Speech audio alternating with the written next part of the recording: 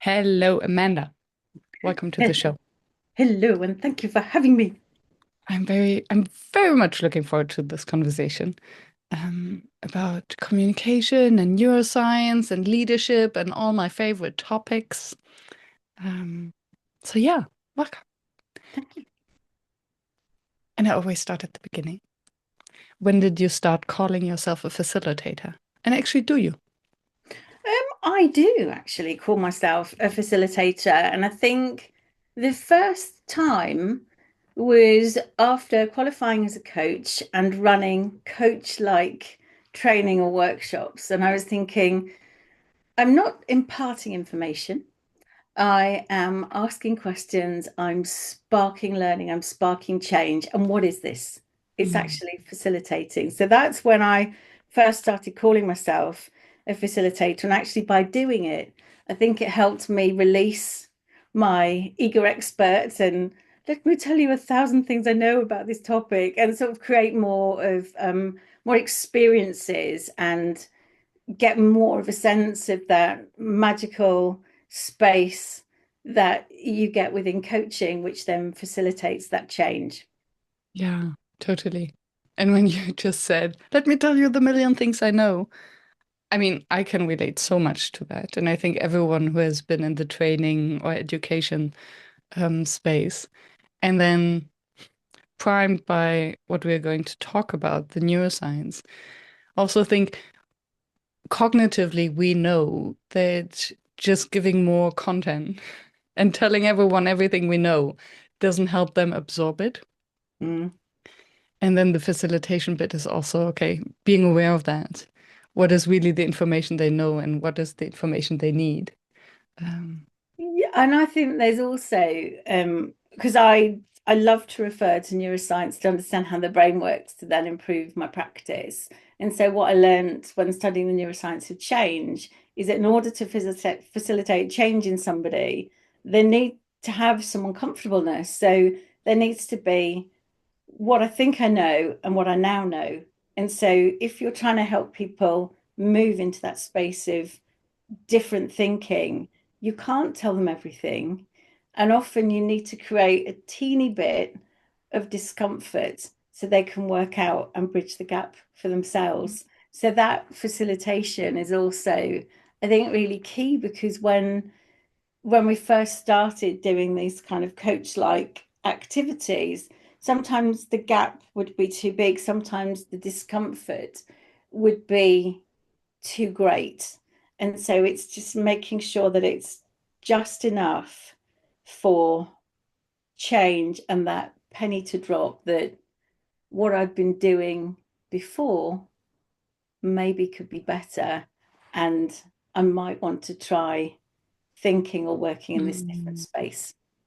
So that basically they're intrinsically motivated Hmm. instead of extrinsically pushed towards change. Yeah. And but that thing, there's also something in your brain that when you're given a piece of information, it fires up an entirely different part of the brain than when you're bridging this gap. And actually, another way of thinking about bridging that gap is creating an aha moment or an insight. And that insight is where you start to connect things you've not connected before. Or it can be where you create cognitive dissonance. So I don't know whether this is a phrase that's going to be familiar with people, but my way of thinking about cognitive dissonance is I used to think I was awesome at this, and now I've got this information and it's challenged my perception of self, and it's made me think, oh, perhaps this problem I may have created, perhaps this suboptimal way of doing things, I might have done a bit of that. Hmm. Mm. And I don't want to be that person. So I'm going to need to lean into this space. It's that kind of discomfort. Yeah, beautiful. How did you get into the world of neuroscience? How did it? Yeah. Oh, it's a ridiculous story, and I'm embarrassed to share it. But you asked me the question, so I'm going to share it. So, I was training as a coach, with this amazing company called Barefoot Training, and they bring in different people, different tutors, different areas. So their coaching philosophy is, beware of the person with one book. Because if you've only got one book, you've got that inflexibility. So they've got all this breadth of people. So this guy came in, and he wasn't announced. We didn't know who he was. I wasn't expecting him. He didn't have any notes. So I had my folder there. And I was like, who is this guy? And why hasn't he got any notes? And he delivered his training in this very scant way. So we had to do an awful lot of work to try and work out what was he saying? What did he mean by that? How does this relate to this? And it really activated me. So I could feel myself getting hot and, cross. And I was thinking about how much money I'd invested and the time away. And, I was really getting myself in a bit of a tiz. And then he asked the question, okay, so who's finding this a little bit challenging? And I was like, me. Doing? And then he explained about the brain, and he used, I think it's Steve Peters' chimp paradox as the way of illustrating that you've got the monkey mind and the computer, and what's the other one? Is it a filing cabinet or the human? That's it. These three bits. And so what he was doing was just activating our monkeys and saying whose monkey was whose chimp was going, what's going on? What's going on? What's going on?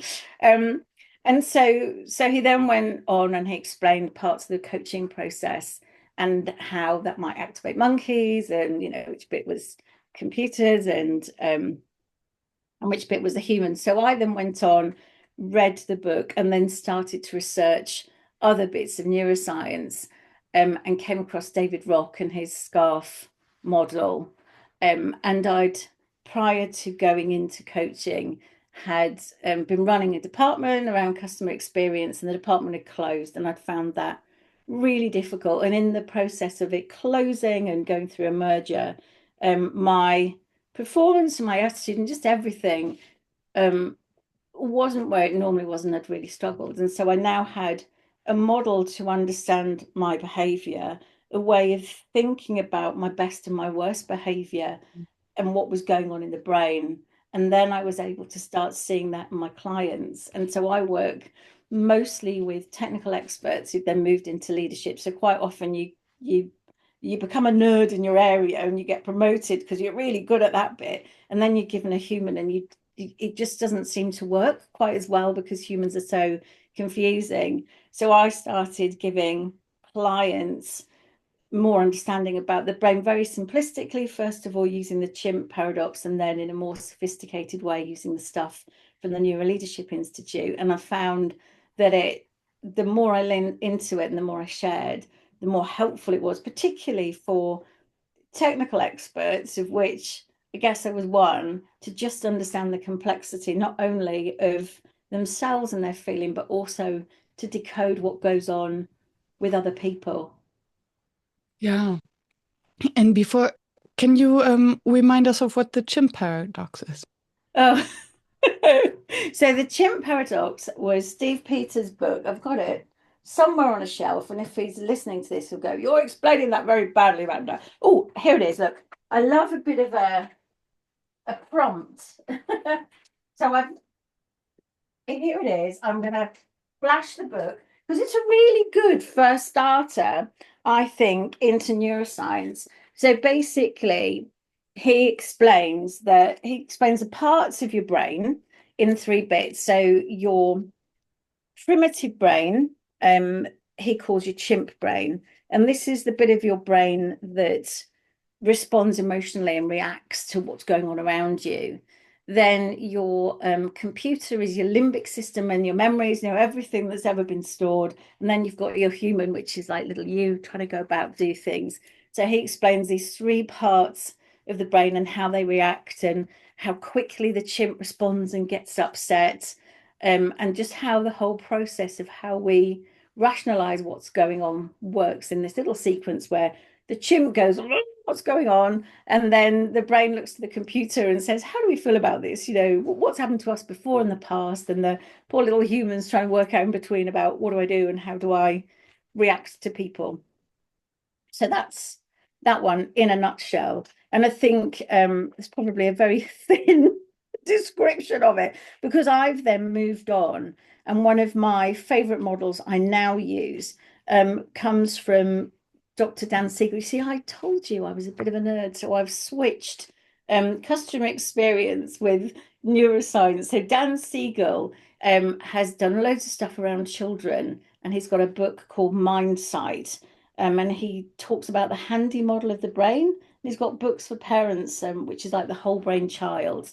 And so what he does, and I think for me, it's an even better model than the one that Professor Steve Peters offers, is that, so if you imagine my hand is your brain.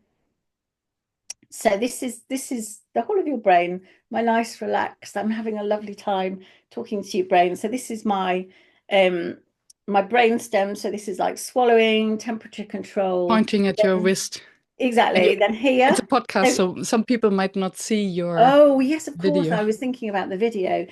So in your brain, then going down from your the back of your head down your spine is your brain stem, and that's where you have kind of swallowing, temperature control, and all the rest of it. And if you make a fist with your hand, then that represents your wrist going down your arm. So then inside your brain, so the interior of your brain, is something called your limbic system. So if you open up your palm and look at your hand, it's kind of represented there. And that's where your emotions and memory and sort of feeling is stored, but it's also your kind of habitual thinking. So then if you curl your fingers round back into a fist, all around the outside of your palm and now your fingers, that is your cortex. So that is kind of the outside of your brain from the back to the front. And your cortex does things like emotional regulation, self-awareness, self-management, and sort of socially acceptable kind of behavior. So it's sort of stopping me from, shouting out pumpkin as my 13-year-old daughter would do, at the moment, because that's not helpful. And then if this is a sad bit for me, so your forehead, and represented by fingernails, if you're kind of looking at your fist as a handy model of the brain, that represents your prefrontal cortex. So this is the most modern part of your brain, or the human part of the brain in Steve Peters' model. And this is where we do planning, creative thinking, collaborative work. All of our higher order thinking happens there. So what the chimp model was talking about, and what I think Dan Siegel's model does brilliantly, is it explains that when you're triggered or flipped or activated, or whatever word you want to use, or challenged, your brain floods with cortisol. And the cortisol is there to start you moving, against a threat, get you ready, get you prepared, to protect you, to keep you safe. So when cortisol hits your brain, it shuts off access to your prefrontal cortex. So Dan Siegel talks about this as being flipping your lid. So essentially in your brain, you've got these two little almond-shaped clusters, and they're called your amygdala. And your amygdala is your kind of warning system. So, I don't know, if I started singing, my singing is awful, your amygdala would instantly be activated, and you'd be like, oh my gosh, I thought we were having a conversation about neuroscience, and now this woman's singing. This is very strange. What do I do? Or when you're kind of walking along and there's a bang and you're really startled, or you think you see something out the corner of your eye and you're not sure what it is, or Any surprise or unexpected incident. yeah, but also I think in conversations where someone might say, I think that's rubbish, I don't agree with you, or can you explain this for me? Okay, so it's a Anything. stress. It's a stress Yeah, response. exactly. Anything that gives you a stress response or makes you feel like you're being judged or criticized, or, whatever is activating for you, your amygdala is alerted. It then looks to your limbic system, which is the kind of bit on the inside of your hand, and it says, how do we feel about this kind of scenario? And our limbic system will say, really bad, we hate it, it's awful. And so your brain carries on flooding with cortisol, and it shuts off access to your prefrontal cortex. So you become you drop 15 IQ points. That's a bit depressing. 50% less creative, unable to work collaboratively because you don't want to share, you don't want to work with others. You become more mistrustful. Your negativity bias has increased. Mm. Go into this protection mode. And so, a very long explanation, but the thread I'm coming back to is, why am I so into this stuff? Because when I was leading a team and I was in my element, absolutely brilliant. When I was facilitating events and activities, marvelous. It was like genius was being channeled from the universe. As soon as I got under threat, I couldn't remember anything. I was tongue-tied. I'd go sweaty. I'd get really upset. I'd take things personally. And I was like, oh, there's something wrong with me. I'm clearly not cut out for this. Other people don't seem to be struggling. What's going on with me? And this model helped me realize there's absolutely nothing wrong with me. I'm having a human reaction. And Mm-hmm. actually, by understanding what your brain does, you can then work with your brain to talk yourself down from a ledge and stay in that whole brain space. Mm. And so you're speaking from your experience when you were running a department. So you Mhm. were still in your corporate life. Yes. And I find this, I recognize that a lot. I had a very, so not only when in my previous life, when I was still in a day job, and running a team through a very difficult time. And even now as an entrepreneur working with my team, I had a difficult moment. And I I'm aware of all of that. And I think this is where then the difficulty comes in, the knowing doing gap. Mm. So I'm very aware of everything that's happening, that, oh, I'm barking at an email basically as if it was a tiger. Yep. And I'm turning into the worst version of myself. Hmm. So how do we get from the the conscious incompetent Hmm. to the conscious competent? So how can team leaders or facilitators, how can humans Humans, yep. go from the realization to then the acting? Or is it all about communication, actually, and to be honest about it? Well,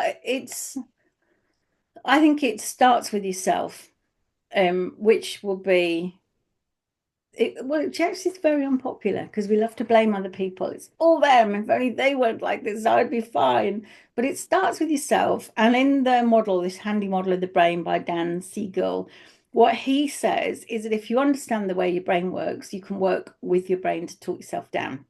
So essentially, the whenever something happens, your amygdala gets activated, senses a threat, will talk to your limbic system and say, how do we feel about this? And instead of saying, oh my goodness, I hate this, that person is an idiot, they're doing it again, or this is all going to go wrong, we talk kindly to ourselves and we talk ourselves down. So we might say, I'm just feeling a bit triggered because when people ask me questions, it activates my inner imposter syndrome. But this question is because they're curious, not because they are Mm. questioning my worth. So it might be something like that, or whatever it is that's relevant to you. And so instead of fully flipping your lid, you can keep yourself in that whole brain state. Because when you're in that whole brain state, you can then be more creative, you can work more collaboratively. So I think there's that. And then I think the other thing is you need to have a, a better understanding of what it means to be human. And so all humans get triggered. All humans use survival strategies when under threat. So all humans, when they are feeling uncomfortable, whether that's because the thing that you're facilitating is making them question the way that they've done things before, or because the piece of work that you're giving someone is a bit more tricky than they used to, or because you've asked someone a question and they're a reflective thinker and their brain's gone blank for a bit. Whatever it is, the Mm, behavior you're getting is just a natural human response. And yeah. it's about that person and them processing how they feel. It's not about you. Yeah. And I think normalizing that we all have imposter syndrome. We all feel that we are not good enough, that we don't know enough. And I think especially nowadays with AI, as weird as it sounds, I have the impression that we are constantly reminded of everything we don't know Oh, interesting. and overly rely, and maybe even, and I'm just thinking out loud, because the more we get used to, and I can speak about myself, the more I get used to collaborating with AI, with ChatGPT. I love using ChatGPT as a sparring partner and asking it prompts and then getting stuff back. But I can almost realize how I get dependent on that and then start questioning what I know, and then I realize everything that I don't know. So I wonder whether um, the speed of things and the availability of knowledge is actually increasing this process of us feeling not good enough. And especially when we are specialists in our field, um, where we have a higher tendency, I think, for imposter syndrome. Well, yes, feeling like you don't know enough or becoming an expert is one type of or one driver around that imposter syndrome space. And I think it's interesting because as you were saying, well, ChatGPT shows me what I don't know.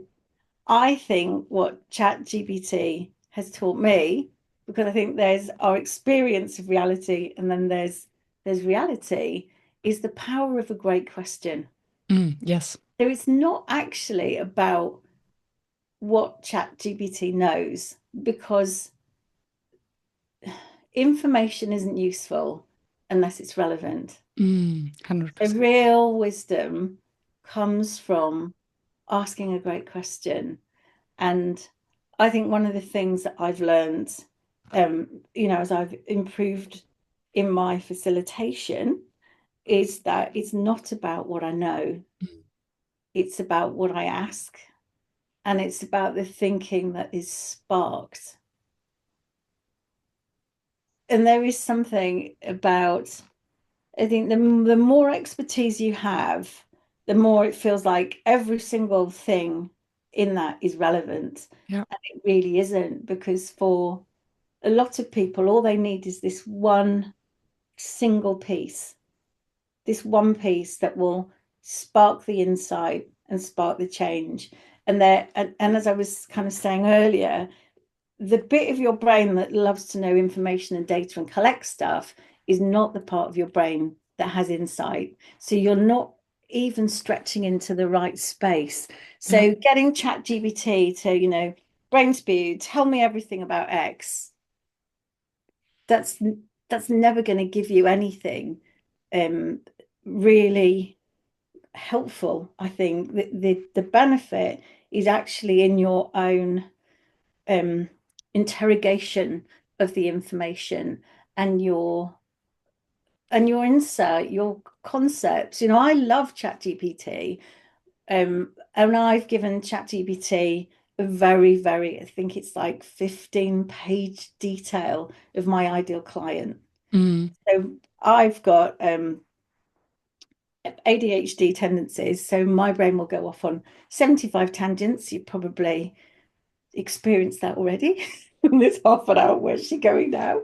Um, and so what I get ChatGPT to do is just remind me, I know, Amanda, that mm. everything in the world is so fascinating, but this is the person that you're talking to, and this is what they care about. And it just brings me back and reminds me, because that little bit is really hard for my brain.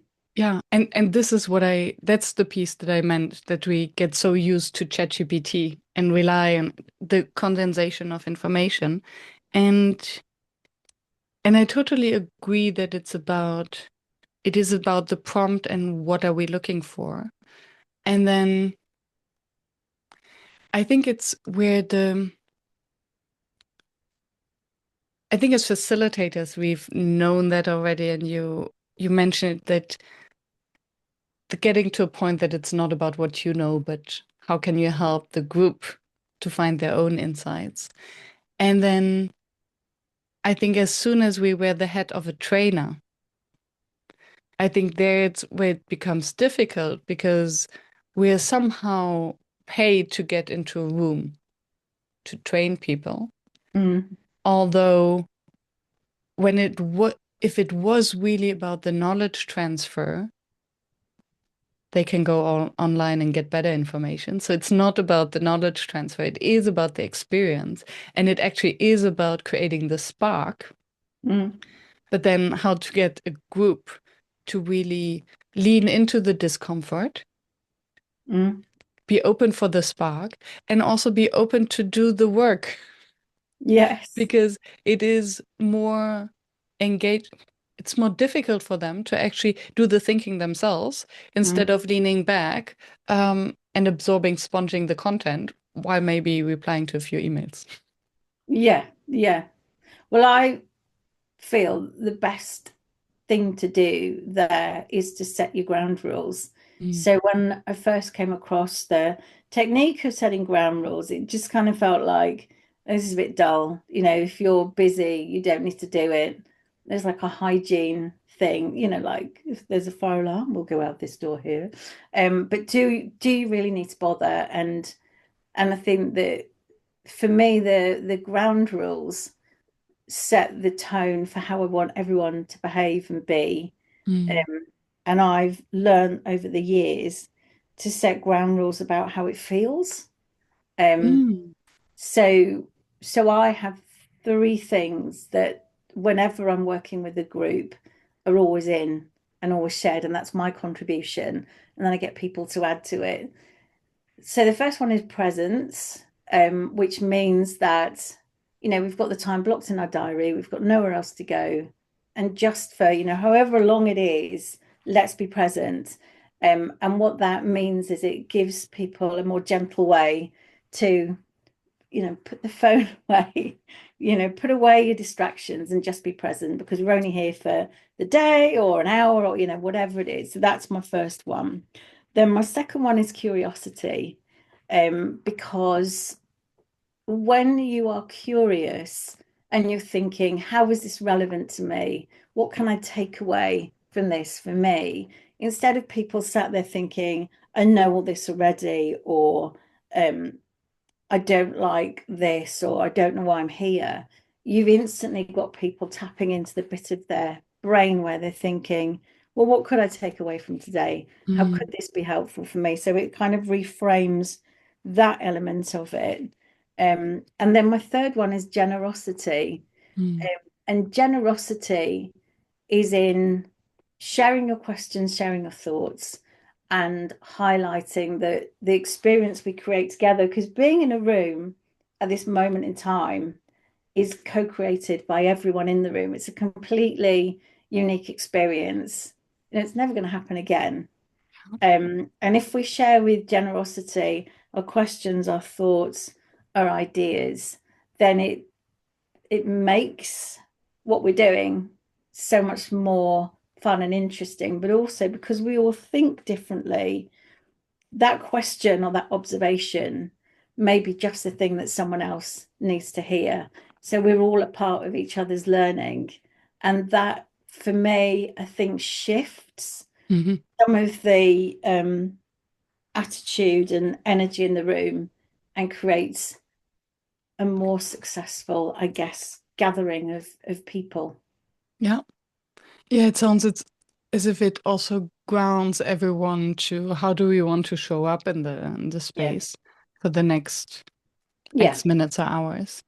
Um, and I've once read it and read it over again also in more technical literature. So I assume that it's right and not just an urban legend, that we cannot be curious and angry, upset, um, sad at the same time.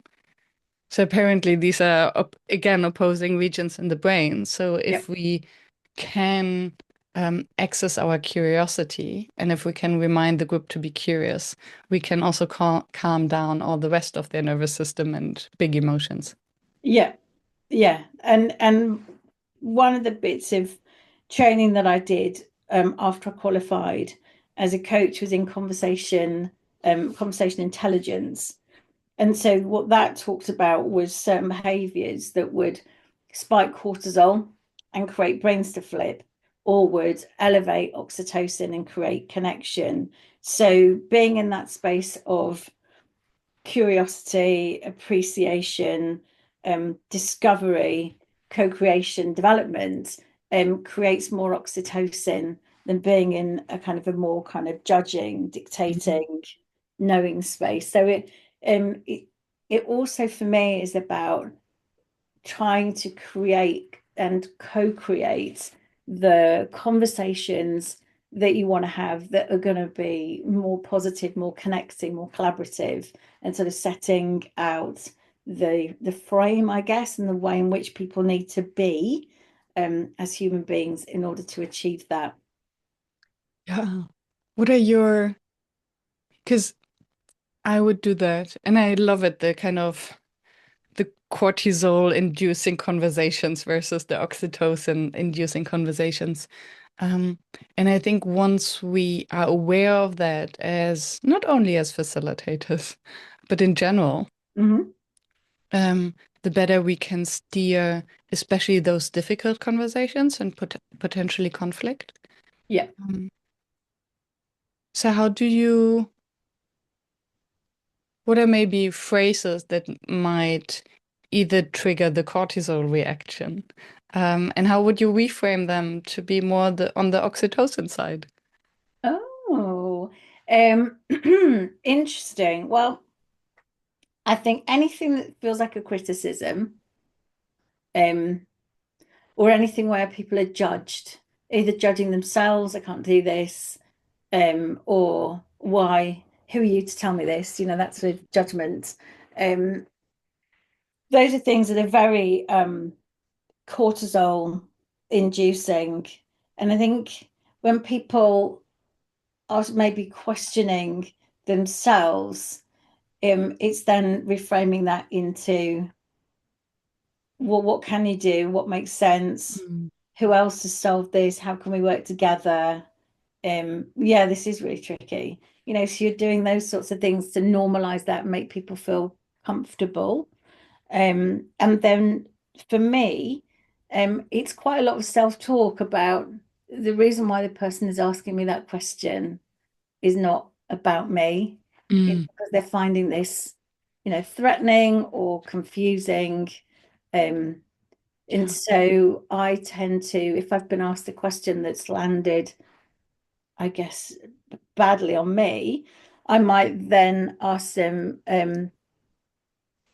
can you just rephrase that so I can understand where you Mm. need the help? Um, or I might do, well, let's have a stop and look at this. So I used to, when I was asked something or when something felt really difficult, kind of avoid it. Whereas I found actually if you lean into it in this Mm. space of generous curiosity, oh, interesting. Okay. So you're really stuck on this and it doesn't make sense. Let's unpick that. Let's have a look. Is anyone else stuck? Has Yeah. anyone solved it? So you're utilizing what's there and Yeah. you're taking yourself and any self-doubt or judgment out of it, because as soon as you become triggered as the facilitator or leader or that central point, all of your communication will be barbed and spiky, even if you don't realize you're doing it consciously, and will then elevate cortisol in others, even if you don't intend it. So, one little thing here that you may have taken out of context that's then wobbled you can mean you then create this sort of sense of um, distrust or confusion in others. So it's basically contagious. Yeah, Yeah. hugely. Yeah. And I I was just thinking back of if we phrase, I found this on LinkedIn at some point, and I maybe that's an example of how to get from cortisol to oxytocin. The question, how creative are you? Hmm. Which is now I have to measure and I have to Hmm. explain how creative I am, into how are you creative? Hmm.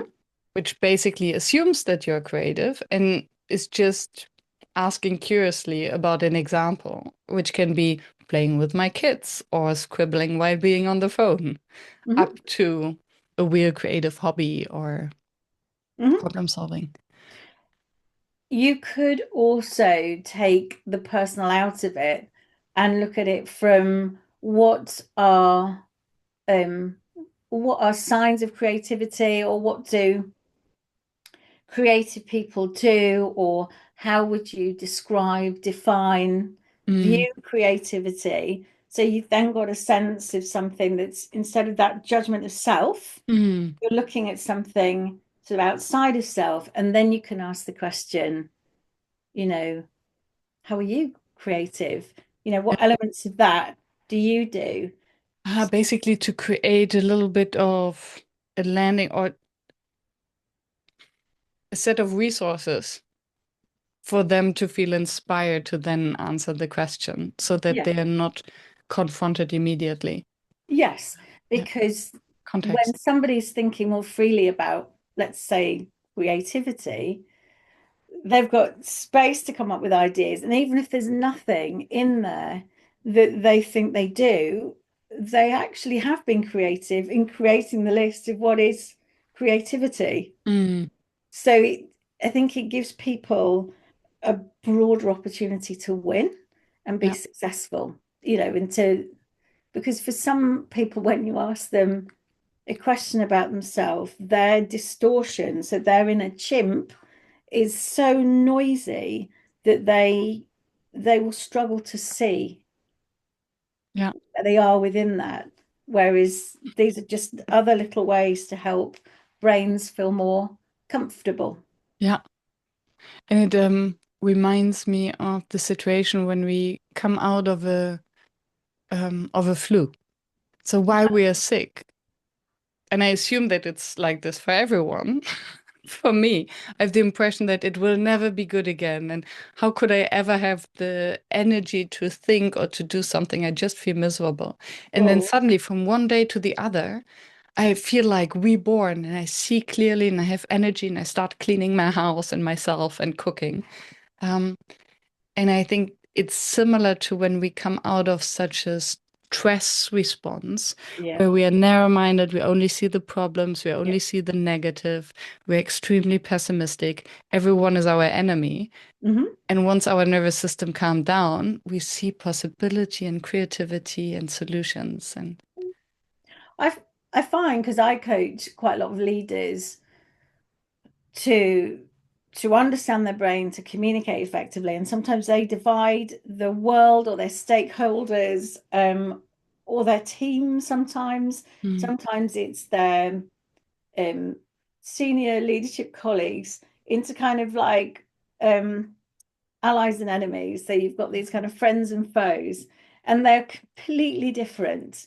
So with the people that they feel are aligned to my values, they understand the agenda in which I need to work and deliver, they're on board, they're good eggs. I'm this person. And then with this lot who don't get it, who always say no, who are really difficult, really challenging, I'm an entirely different person. Um, and so, what I try and get them to understand is that actually part of the response you get mhm, is the mindset in which you're in. So, it's not just about, as you describe beautifully, that I'm free of the flu, I'm full of energy. It's also getting yourself into the point where you might be going into what makes you feel like you have the flu. I don't know, mm, talking to the finance yeah, director or the sales team or whatever, and actually letting go of that and thinking about them as, what do we have in common? How can we work together towards common goals? How can I approach the things that they are saying with curiosity? How can I bring my whole brain self into this conversation and lean in to the questions they ask rather than bring up my defenses. Because if you change your energy with somebody, they will change theirs. And so it's not that this group of people are lovely and this group of people are terrible. It's more that the way you feel and are and the way your brain is functioning with one group gives them one version of you, and the way you are with another gives them another. And it becomes a self-fulfilling prophecy. It So does. if I encounter a person and I think they're my enemy, then my smile will be fake and they will see it. So they will, oh, we talked about that in our exploration call, that if we are hiding parts of ourselves, they will recognize it immediately and then think that we are not trustworthy.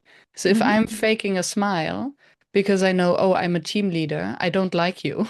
I think you're against me, you're my enemy, but I will pretend that I like you. Yep. And then you will think, oh, she's fake. She Something doesn't is like wrong. me. Yeah. She You'll doesn't take like it me. There's personally. something off. I don't believe what she's saying. I don't want to share this piece of information. I'm going to be guarded with you because I perceive you as being Yeah. guarded with me. So you create an entirely different sense of connection and relationship. Yeah. And I think this is so important because when I when I train team leaders on conflict resolution, I find it very interesting that most are looking for this three-step solution Mm-hmm. and the model that will help you solve all the conflicts. And I always start with, okay, let's look at being human and what does it mean? And most of the conflict actually originate from these kind of things that we have a preconception about someone or we feel insecure and we make this big thing out of it and then it becomes the thing because at the Mm-hmm. end it's never about the socks. Yeah. Yeah. And I think we look for evidence to support our view. So once we've decided something about someone, we will constantly be looking for, yes, they do dislike me. They don't agree with my policy or principles. They aren't good at leadership. Whatever it is, we're looking for evidence to support it. And you can take an awful lot of what we do as human beings is ambiguous, isn't it? You can Mm. take it two ways, and rather than being generous with our interpretation, we've decided, so we are judging, limiting, withholding information, and doing again all those things that will elevate cortisol and create really poor conversations. And I assume that let's assume that we are not psychopath and not masochistic. This means that we don't want to be in this cortisol state. We don't want to see everyone as our enemies. And still, we do. So, at least in some parts, and I think when I look around me, um, many of those who work in corporate, that's their daily routine. Mm-hmm. So, how do we, even as facilitators, when we engage with such a group, how can we help them or how can they help themselves? Why is it that we are making ourselves so desperate, so miserable? I think that our human brain is wired to keep us safe. So I think I read somewhere 5 times every second, your brain is looking, am I safe? Am I safe? Am I safe? Am I safe? And so people's, um, I guess, language that they use, the social cues that they give, the way that we feel inside the group, that all registers as social pain, and social pain uses it is again felt in the brain in the same spaces as physical pain. So being excluded from a meeting or asking for feedback and only getting criticism, or learning that your email has been forwarded on to someone else that you weren't expecting. All these things are pains that we experience as though we've been, wounded mortally. and anything that makes us feel like our standing in the group is threatened. So we may be seen as being less than in terms of less valuable, less clever, less Mm. able, again, is felt as a threat to life because Mm. our brains, the monkey brain that we've got is very primitive, and it's kind of going back to the time where if we were excluded from the tribe, And then we had survival. no shelter, we had no food, we were in a terrible space. So it it's part of our innate human nature to keep ourselves safe and to be very wary of our standing in the group. And within the corporate world, there are lots of groups and lots of standing and lots of hierarchy and lots of pressure and lots of threat, but people don't realize that. So I think the first thing is about your own self-regulation and your own way of um, understanding yourself, Mm. understanding what's going on in others, and taking that personal out of it. And there was a piece of research that was done, I think, by SCADA, which is a Spanish business school. And they were looking at what makes for the most successful leaders. And it was all about the leaders that were able to self-regulate and self-modulate their behavior, so stay calm, and Mm. even were the ones that were most able to collaborate, most able to problem solve. Because again, every time you get flipped, you're dropping up to 15 IQ points. You're 50% less creative, which means you can't solve problems. You're reactive. Your perception, as you mentioned before, narrows. So you're very, very kind of single focused. You make a lot more errors. You just don't see things that are in front of you. You're unable to communicate in a way that engages others. And you may get really fixated in giving people a good telling to and Mm. over explaining and arguing in a sense rather than listening and asking questions. So to a long-winded way of answering your question, but I think how do you stop or reduce the amount of conflict that people might be experiencing in teams and works? And work is to work on yourself first of all, and to really think about what triggers you, what activates you, what is it that's going on in the day that's made you feel like this? How else could you think about it? How else could you reframe it? And then start to shape your days and your weeks in a way that you don't then react, and you can choose your response. Mm. Yeah.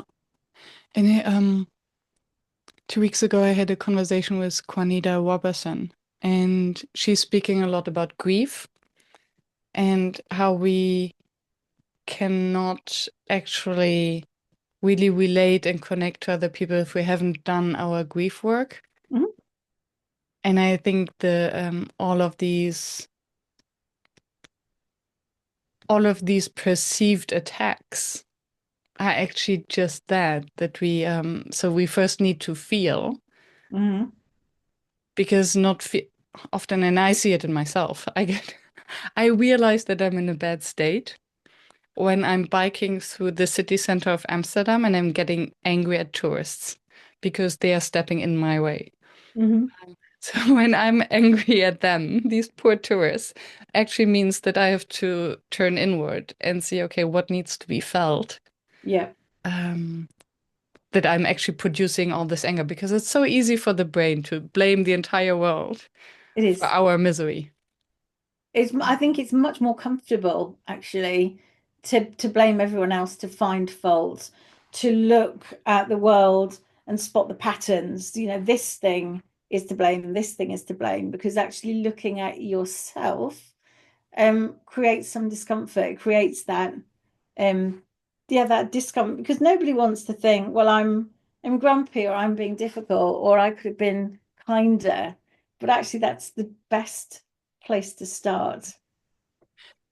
And that's again the cognitive dissonance. We see ourselves as these kind people. So we think, oh, we're doing all the best. And then we don't want to see all these behaviors of ours that actually contradict our self-image. Yeah. It's how could they do that to me? Mm. They made me feel this. Yeah. And it's the reality of it, which is like, I think, a very pro ninja move, is that no one really does anything to you, you do it to yourself. You are making yourself feel that. Mm. Um, and so, I mean, if somebody's doing something dangerous or harmful, um, walk away. Don't don't get Yeah. involved anymore. Let it, you don't have to fix it. That's not your responsibility. Um, and when somebody is difficult, difficult in a meeting or is being argumentative, that's about them. That's not about you. And then it's, if you can get yourself back into that whole brain state, you can start to use language that will elevate oxytocin and help you be in the best possible Mm. state to communicate. Because if you think about it, when you've been flustered and someone said something to you, often your brain is blank. And it's not until afterwards or later or the next morning or your brain goes, oh, I should have said this, or I should have said that, or I could have said this, or I could have said that.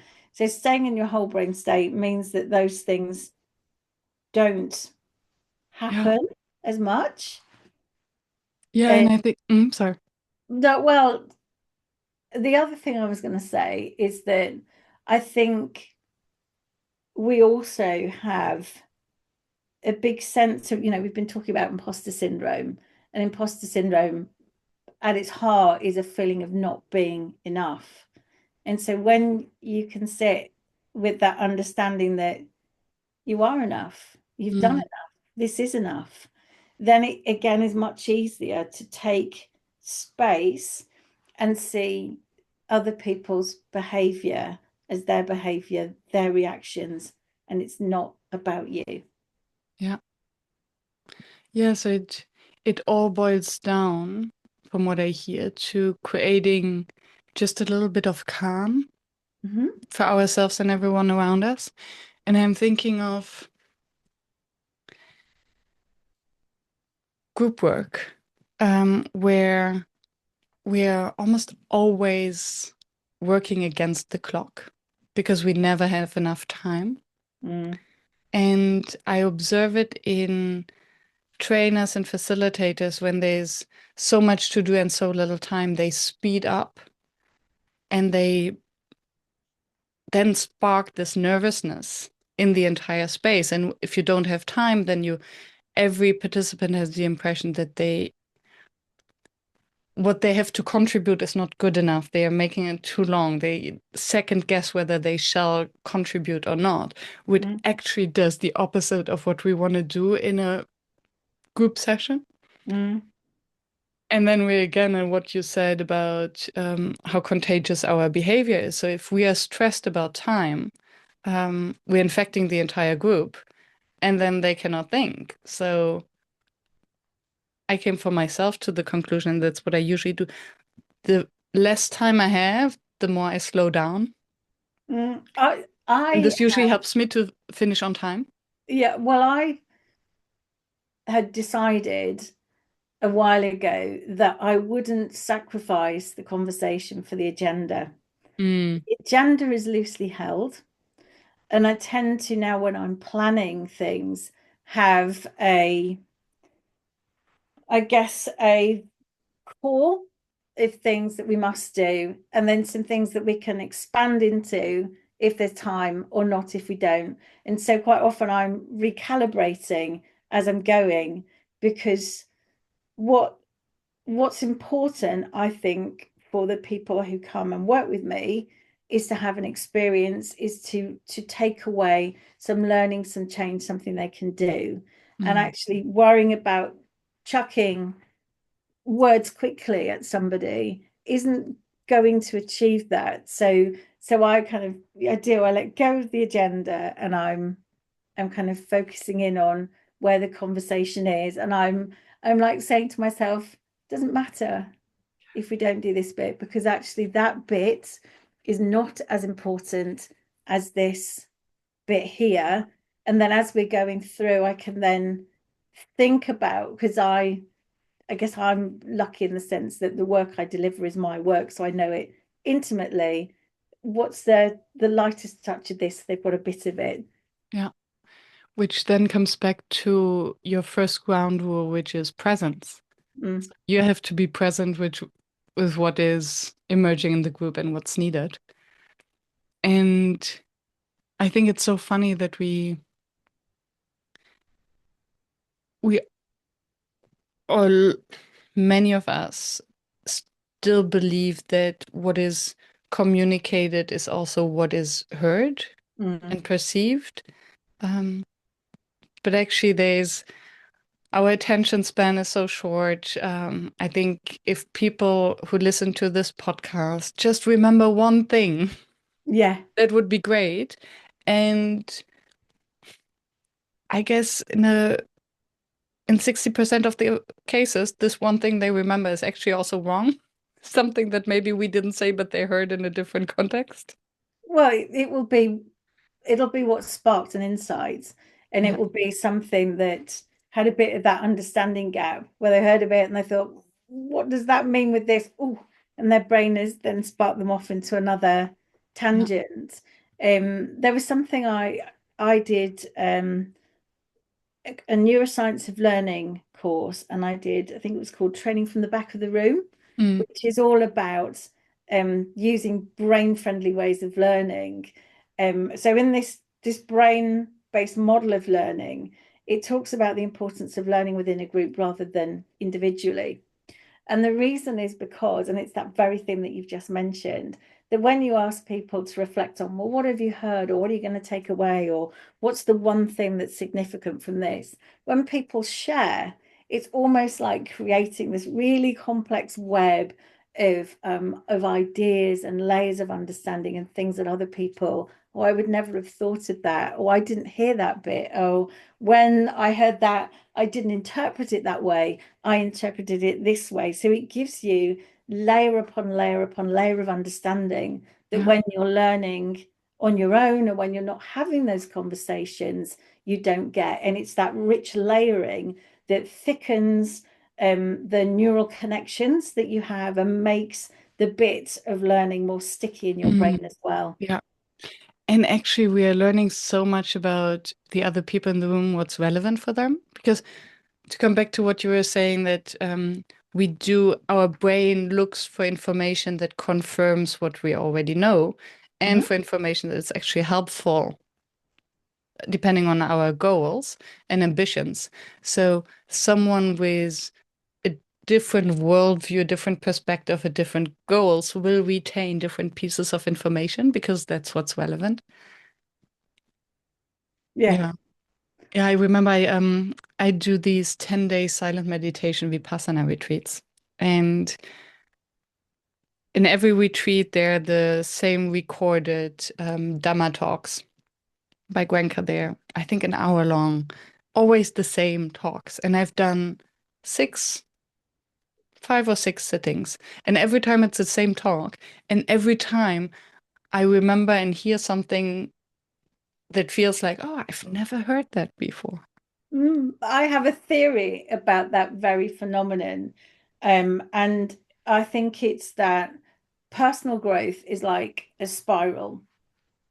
So, so the first time you heard the talk and did your first silent sitting, you would have been, let's say, at level 1. So Hmm. you would have heard it from this perspective.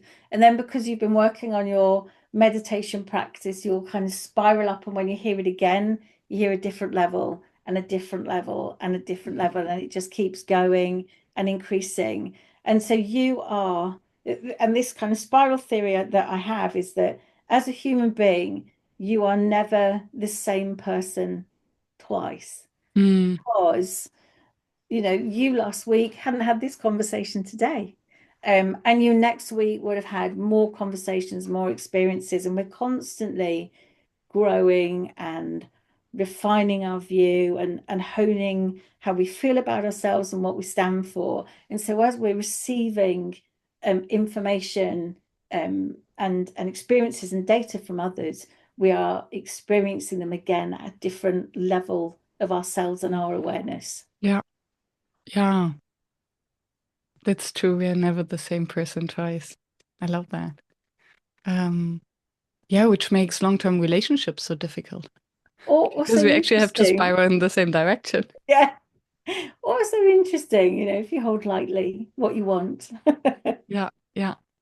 Um, there's one thing that I'm fascinated about at the moment, and I would love your insight, perspective, emotions, Mhm, and because lots of the things that we have talked about are the self-awareness. We talked about the emotions, and you have worked in corporate, led a department, and you're now working with as a coach with leaders. mhm, How do you go about emotions? And you know that I'm fascinated about the concept of professionalism, unprofessionalism these days. mhm.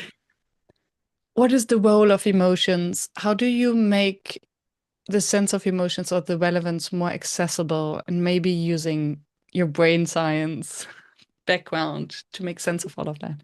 Yeah. Ooh, that's such a juicy question. I'm thinking, where's the best place to get started in this?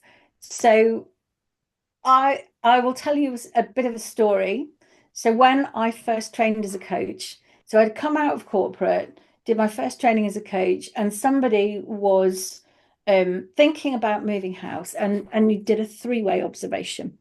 So I was observed in my first coaching practice, and I thought I did a brilliant job because I got the person to think about all these practical things about what they needed to do. And the person who was observing me said, um, Amanda, did you not notice how nervous they were, or when they expressed their feelings here or there, expressed their feelings there? And I, A, didn't see it, which was really interesting. So I literally didn't hear it, didn't notice it. My brain had decided it wasn't relevant.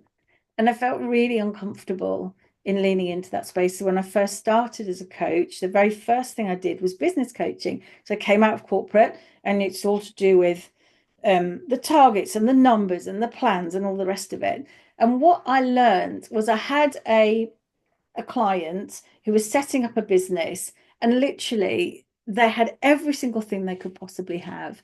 And it wasn't until I lent into the fact that they were hesitant, and everything they said had until, I can't do such and such until. And I had this coaching session with them around their emotions and around until, and it unblocked them, and they're running their business, and they've had their business now for 10 years, and they send me little thank yous and all the rest of it. And so I started to realize that feelings were important, and that feelings could be part of my coaching. And Mm. I've, over the last 10 years that I've been practicing as a coach, I've been doing it more and more and more. And I think people often think that work is about logic, but human brains don't work just on that space of logic. They have feelings, they have passions, they have emotions, they have all these neurochemicals kind of bubbling around their head that affect how they listen, how they relate to others, and how they understand. And so I help leaders utilize their emotions by understanding that when they are emotionally charged, they can't do their best thinking, their brain may be flipped, they may not be able to access everything, and that the people that they are working with are also in the same state. So if we just go back to that handy model of the brain that I was sharing by Dan Siegel, if your team aren't able to access their whole brain, so they are flipped, you have got collectively a group of people who are less intelligent, less able to work together, less able to problem solve, less able to achieve things. And for an awful lot of businesses now, I think you are solving problems that have never been solved before. You are trying to operate in an environment that's got more uncertainty than I think there's ever been. So there are a lot of things there that can that need, I guess, our whole brain thinking. So the best thing I think for leaders to be effective is to know what triggers them and what triggers their team, and to start working in a more brain friendly way. And to be brain friendly, you need to be emotion aware. Mm. Yeah. So emotions are useful, emotions are data, emotions are telling you stuff. And when someone is emotional, I think what can happen is that people think, I need to fix that. I need to solve that. I need to soothe that. Or I don't want them to feel that.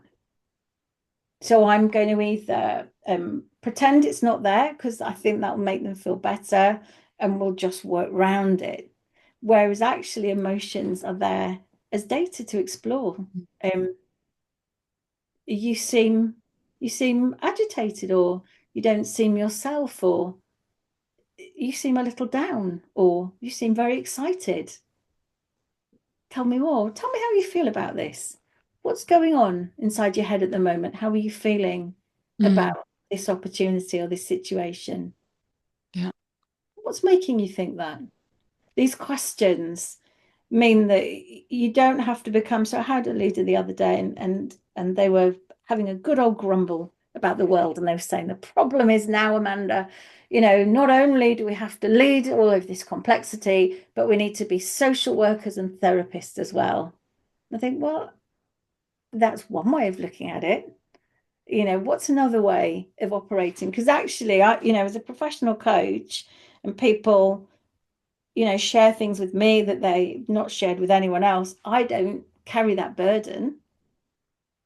I'm not a social worker, I'm Mm. not a therapist. I'm there to help people do their best thinking and to manage their state so that they can then go on and do their best thinking.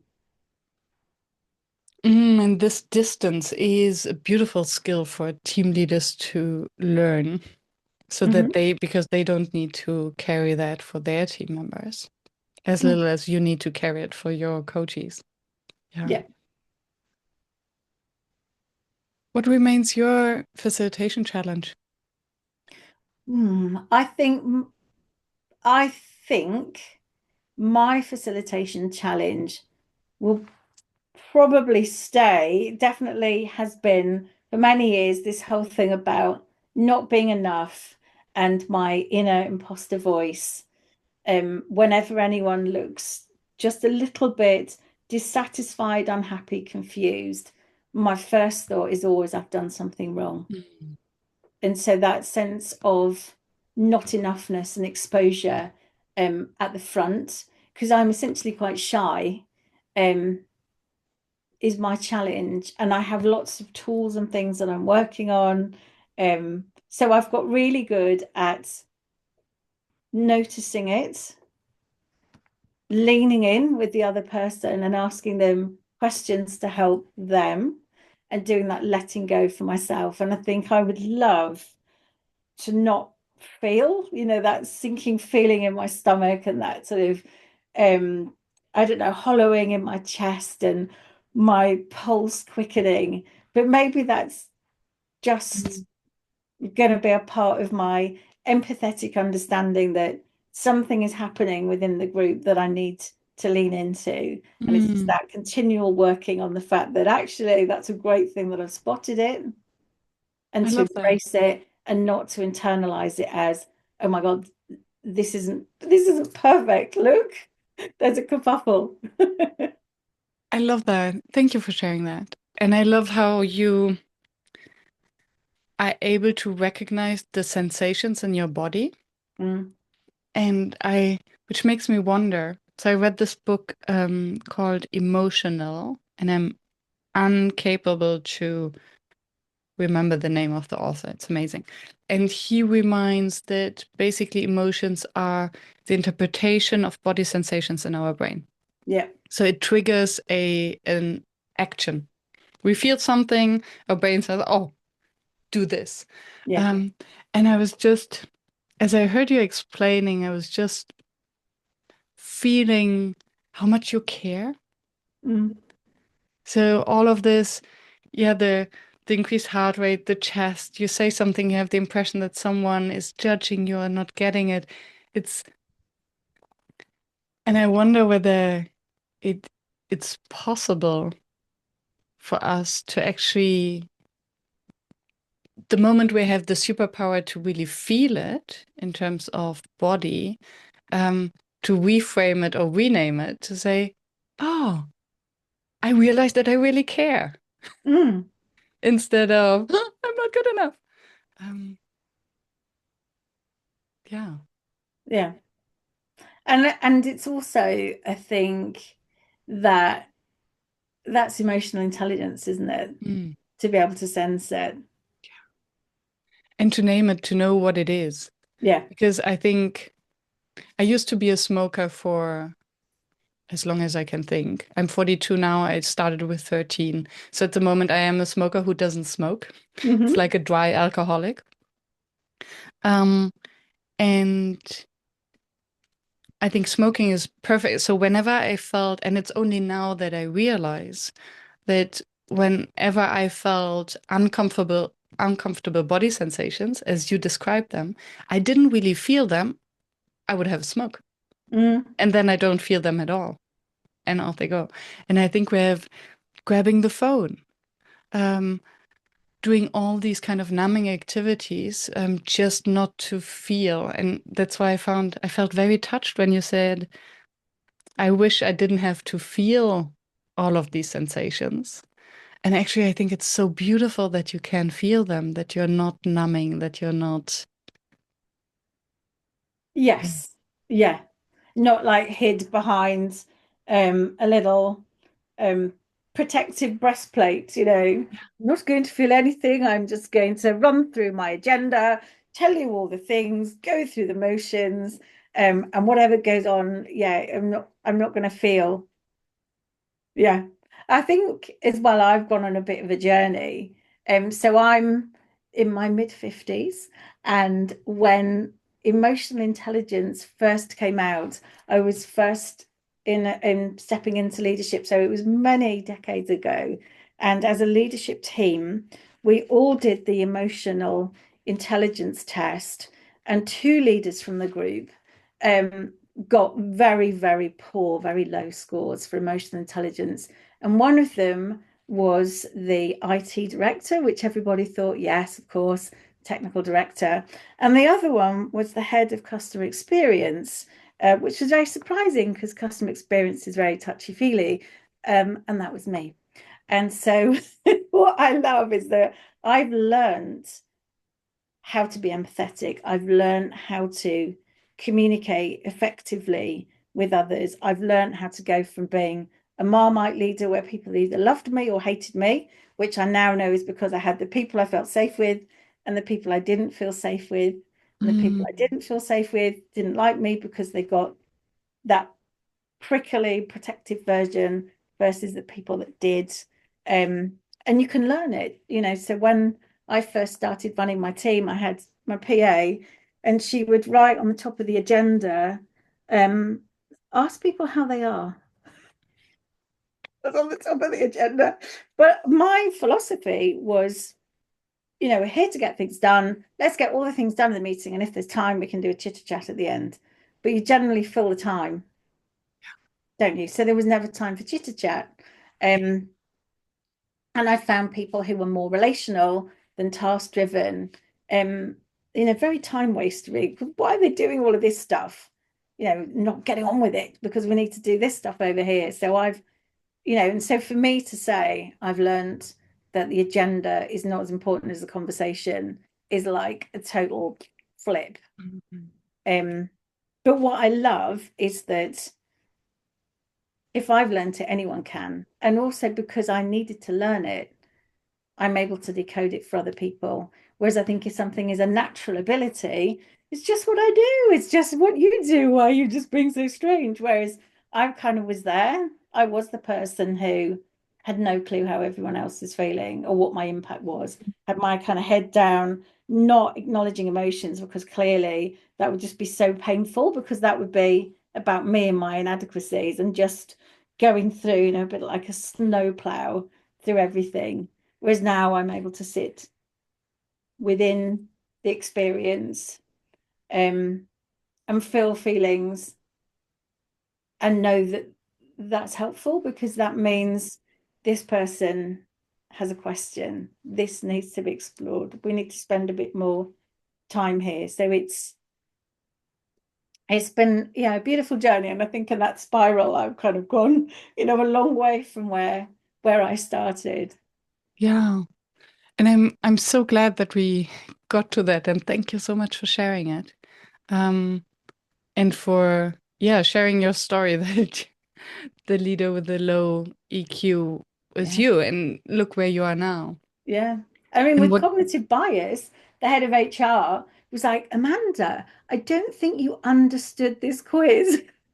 And I was like, I did understand it. I just couldn't do it. It was too hard. and the insight you just called yourself the Marmite leader. Some liked you, some didn't, because there were some you felt comfortable with and others you didn't. And I think what we often forget is to see this in the leaders. It's so easy to judge the micromanager and the overly emotional leader and the screaming manager and all of those. Um, but yeah, they're humans They are who humans. try to protect their own insecurities Yeah. and how to break that open. Yeah. Yeah. Because What? Yeah, you're seeing survival strategies. So yeah. you're seeing people under threat and how they behave when they're under threat in order to feel safe. And then the importance actually for leaders to learn all these skills. I mean, what a pity that you're no longer, with everything you know now and your EQ and all the people skills, what a shame that you're not leading a department anymore.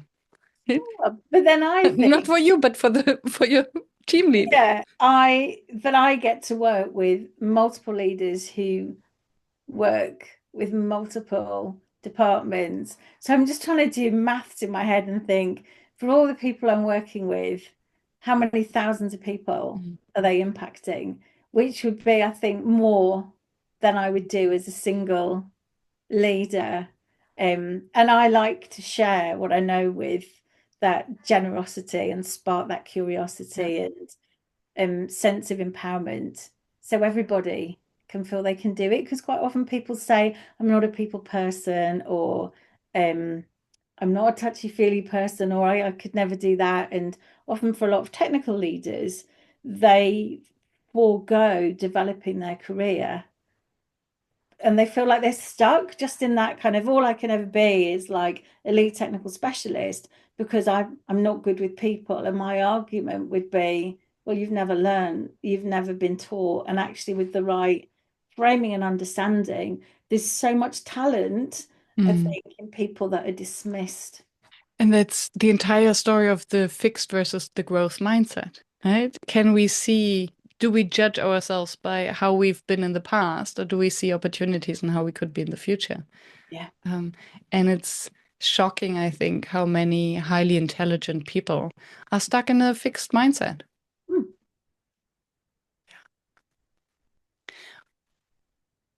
With all this body of experience and knowledge, what is it that you would have wished you had known before? Ooh. Um, I think I had to reflect on this and it was like, oh gosh, there's so many things. It might be about the power of questions and sparking understanding in others because I think I spent a lot of time building up my expertise and feeling like I didn't know enough. I didn't know enough. When I know more, then it'll be okay. Whereas actually asking those questions is better Mm. than, reading a gazillion books. And I've recently done some training. It's called the Inner Success Program, and it's about eliminating imposter syndrome for good. And I didn't, so the first time I heard about imposter syndrome, I was training as a coach, and I was told, well, this is for 70% of high achieving individuals. And so I dismissed it all because I thought, well, I'm not high achieving, so that's not relevant for me. So I kind of joke that, I had imposter syndrome about having imposter syndrome. Um, That's very meta. but I think if I'd have leaned into that and let go of some of that discomfort and been a bit more open, because I felt so much shame about how I felt about myself and my capability. I just think that would have been so liberating, if I'd have had my 30-year-old body with my 55-year-old brain in it, I'd be like an unstoppable thing. But there are exercises and things that you can do to completely rewire and transform your thinking so you let go of that sense that your worth is conditional. So I think it's very I mean, you talked about meditation, um, and I do think there is something about when you fully appreciate that you're worthy of love and you are enough just as you are, and so is everyone else. It transforms your relationship with you, it transforms your relationship with how you are with others, and you let go of so much noise in your head that you don't need. And I think, that would be the gift that I would like to have given to my younger self. And, if you could pass out that gift across the universe, what a transformed world it would be. Mm. Amen. Yeah. Thank you. You're most welcome. It's been a lovely and slightly emotional conversation, but no, it's been beautiful. I'm just so grateful to have been invited. It's been a delight. Yeah. Thank you for sharing and for being so open about your own transformation. I think it's really inspiring. My pleasure.